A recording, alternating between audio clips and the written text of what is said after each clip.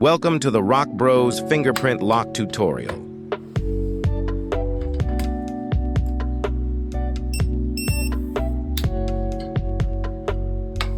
Step 1. Download TT Lock and register an account.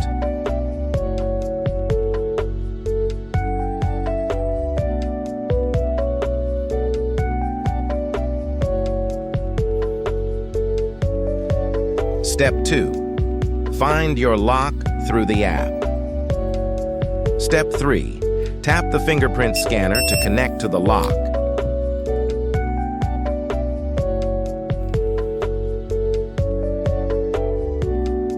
Step 4.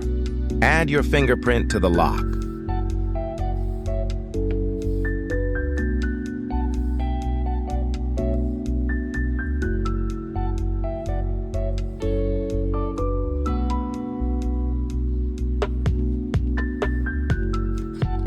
Step 5. Scan your fingerprint on the lock for 6 times.